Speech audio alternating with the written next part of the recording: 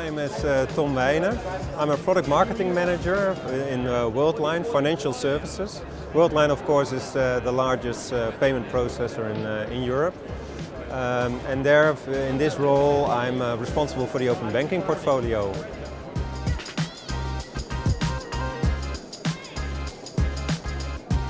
That's an interesting question. If you talk about open banking, it's more or less sounds like it's something on its own. But I think it's not. It's a means to get to an end, you know? It's not the end goal. It's something that you need to do because you want to have this best customer experience. You want to have digitalized processes. You want to have this personalization of the offers and all kind of technology-driven things like APIs, etc. Also part of that. But also, let's not forget, for example, something like sustainability is important. And let me give some examples. So we introduced the green banking, which means that through the open banking and through getting all this information, we can get a CO2 footprint of everything that you do, of every expense that you make a calculation and correct you or advise you to go to more green products. And that's also how open banking helps, for example, in this case. I have more examples. If you look, for example, at personalized services, you want to have it personalized. Account information is really precise and very good and solid information about what you're spending, where you're spending it on, so you can really personalize your offerings using that kind of information. And that's, I think, how open banking can help to achieve that.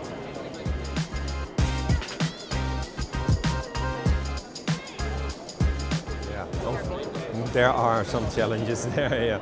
Well, I don't know if you know, but luckily there's a review coming from the PSD2 in the coming months.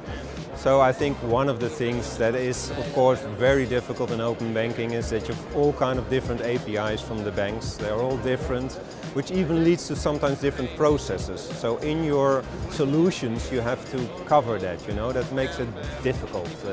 But in the end, like I said, you want to have that same customer experience, that same good experience from the customer journey, and that is what you need to achieve. So with all these differences, that is tough. That is not easy, I must admit.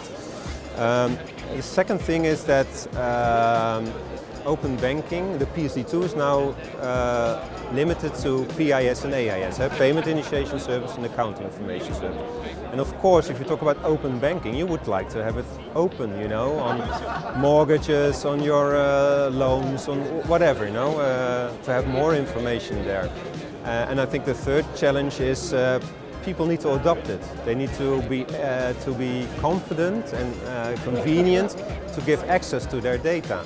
And I think they will, especially the younger people you see are much more able to do that.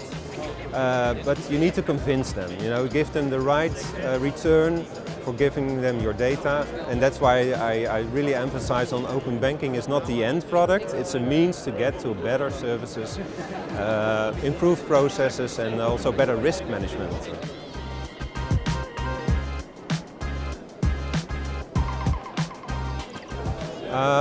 We are a global company, so you would expect global, but for now we focus on Europe, because Europe is our main base, and our main base is also on the payment services, payment initiation services therefore.